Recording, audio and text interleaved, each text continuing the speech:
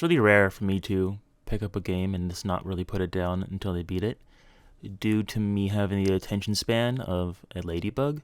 But Clash Artifacts of Chaos kind of kind of took me in, and I think that if anyone else gives it a chance, if you're interested in it, it'll be one of your favorite games maybe you've ever played.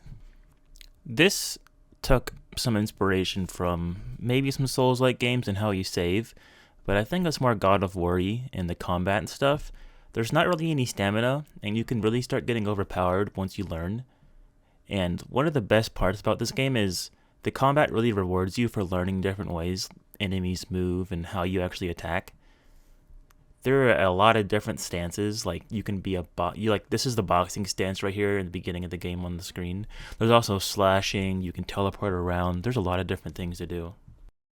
The most unique thing about this game, which is on the screen now, is the kind of law that's in Xenozoic. Xenozoic being the world which is the game is in. Basically, if you want to challenge somebody, you have this artifact belt, and you get to play this kind of unique dice game where you roll, and then you use your artifacts to try to dwindle down their dice while you can maybe keep protecting yours. And whoever wins gets to use their artifact, and the artifacts can range from you can't move a lot, all the way to you drink a slowly, just killing you type of potion, and it'll just poison you down and down and down, and you'll eventually lose. There's also stuff like you get to hit someone first, or like bees continuously sting you. A lot of this stuff is hilarious, and it kind of adds to the world, the hilarity of kind of what all these people in the world are doing. They're enslaved to this one law, quote unquote, which it doesn't really matter, and the game kind of explores those type of things like, what's the point, which I guess everyday life is, what's the point? And these combats aren't to actually kill people per se. You have to fight until the other person's knocked unconscious. And it's kind of fun because the same kind of characters you fight are popping up through the rest of the game. And the entire goal for them is to try to steal the bird that's on your shoulder, or you call him boy.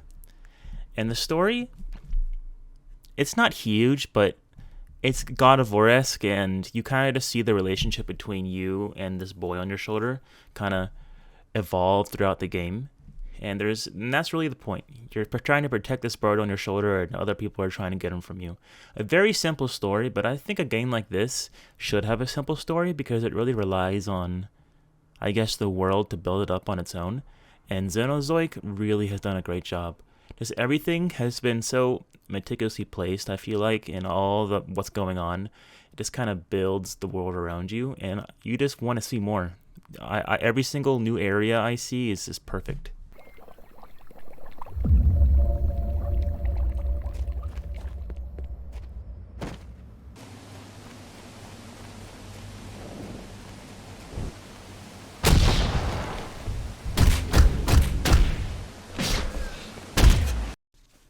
Another hilarity in this game, as I just saw, is you turn into first person mode when you kind of do your quote unquote super.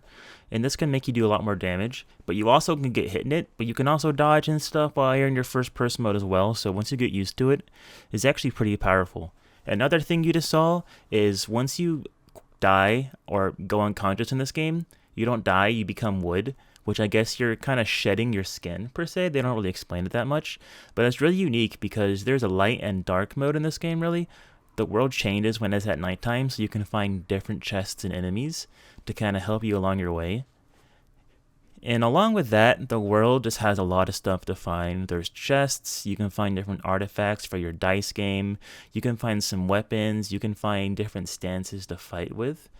I had a lot of fun kind of trying out the different ways to fight people in this game, because you can get skills like an uppercut, multi-strike, kicks or punches. Again, you can teleport. There's a lot of things like that make it really kind of fun throughout the whole game. And there's something really fun to see your opponent slowly get stung by bees while you just punch them over and over again until they pass out. It doesn't really get old, to be honest. And there is some complaints, like it can be hard to figure out where to go, like around the world. But I will say, at the end of the game, you kind of can really feel like Dark Souls-y in the fact that everything's actually interconnected. And once you start unlocking kind of more doors and ways to go, you're like, wow, I'm back where I used to be. You have that same feeling. And if it's too hard for you, there's no difficulty settings, but you can like over level if you really want, since enemies respawn every time you rest at a campsite. So that's actually really nice. And the writing had no reason to be that good, like in this game. Like the relationships in this game are hilarious. As you see me get hit by this one dude because I lost the dice game. But yeah, there's no reason for this game to like emit so many emotions between you and the boy. But yeah, it's such a nice game. I'm not sponsored or anything, but you should try it because I wish games like this were made more. It's just like a small team did this. Like if you've heard of Uniclash 1 and 2, those are the same people. But man, so much of this game kept surprising me. I don't want to show it too much to spoil it, so I'm just showing the beginning, but man, it's great. Just give it a try. You never know. You never know. Just give it a try. Peace out. I'll show a fun little clip from a different kind of biome in this to end the game.